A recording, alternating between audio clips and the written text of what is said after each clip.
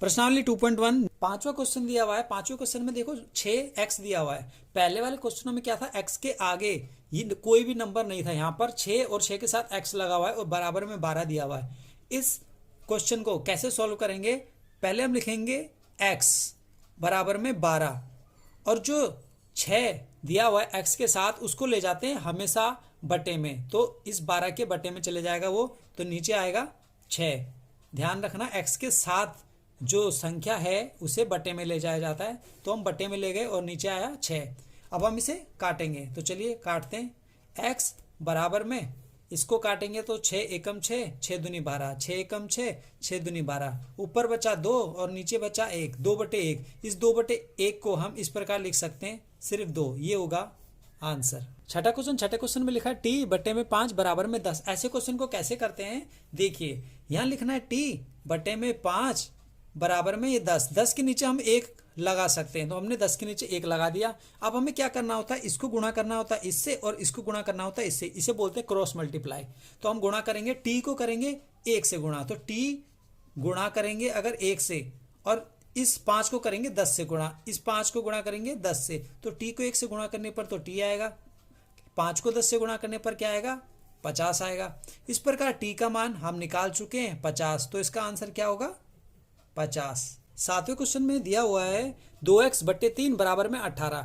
इसको हम कैसे सॉल्व करेंगे, पहले तो हम लिख देते हैं 2x बटे में 3 बराबर में 18 और बटे में 1 लगा देते हैं। इससे क्या होगा, हम क्रॉस मल्टीप्लाई कर पाएंगे। क्रॉस मल्टीप्लाई करते हैं, 2x को 1 से गुणा करेंगे, 3 को 18 से गुणा करेंगे। तो चलिए गुणा करते हैं, पहले 2x को 1 से गुणा और उसके बाद 3 को इस 18 से गुणा करेंगे। 2x को अगर 1 से गुणा करेंगे तो क्या आएगा, 2x आएगा। इसी प्रकार 3 को 18 से गुणा करेंगे तो क्या आएगा, 54 आएगा।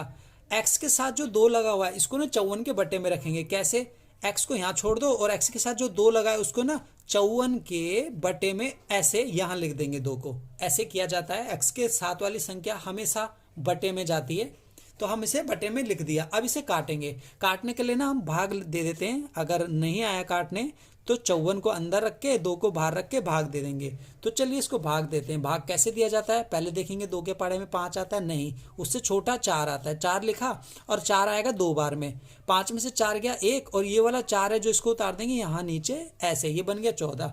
तो 2 के पहाड़े में 14 7 बार में आता है, तो लिखा यहाँ 7 और यहाँ लिख दिया 14। 14 में से 14 गए, आया 0। तो हमें पता चल गया काटने के बाद जो आया वो आया 27। तो ये जो 27 है इसको लिखा जाएगा यहाँ पर। तो x का मान इसको यानी इसको काटने के बाद क्या आया, 27 आया। x का मान है 27, तो यहाँ लिख देंगे 27 और ये होगा आंसर।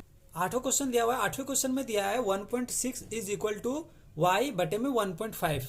इसको कैसे करेंगे देख लेते हैं। यहाँ लिखना है 1.6 और इसके नीचे 1 लगा सकते हैं हम अपनी तरफ से, बराबर में y बटे में 1.5। बस क्या करा हमने, 1.6 के नीचे 1 लगा दिया और y बटे 1.5 ऐसे का ऐसे ही उतार दिया।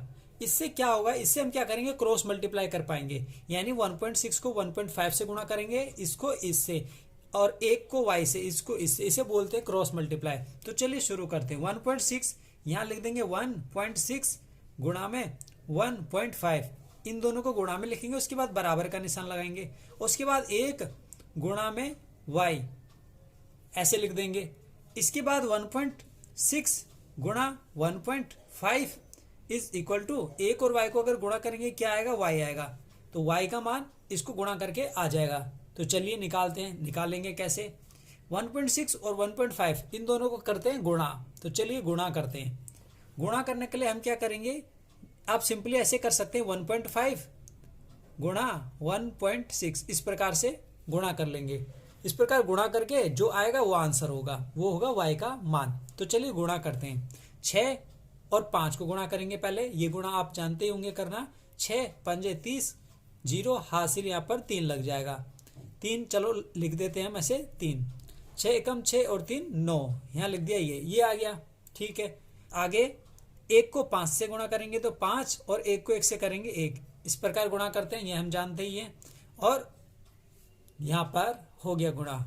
अब इसको कर लेते हैं सॉल्व। 0 9 और 5 देखें, 14 का 4 हासिल लगा 1 और यहाँ पर आएगा 2, तो ये आ गया 2 यानी 240। लेकिन हमें दिख रहा है पॉइंट है इसमें, तो इसमें भी पॉइंट लगाएंगे जो आंसर आया। एक के बाद पॉइंट, यहाँ एक के बाद पॉइंट, तो जब हम गुणा करते हैं तो एक और एक, दो के बाद पॉइंट लगा देंगे, क्योंकि एक के बाद पॉइंट यहाँ है, एक के बाद पॉइंट यहाँ है, तो दो के बाद पॉइंट आएगा। तो दो के बाद पॉइंट यानी 2.40। तो यहाँ पर गुणा करके क्या आया, 2.40 इज इक्वल टू वाई। तो y का मान हमें दिख पा रहा है, y की वैल्यू क्या आ गई, 2.40। तो y को हम आगे लिख लेते हैं, इस प्रकार हम लिख सकते हैं y बराबर में 2.40। ये हो गया 8वें का आंसर।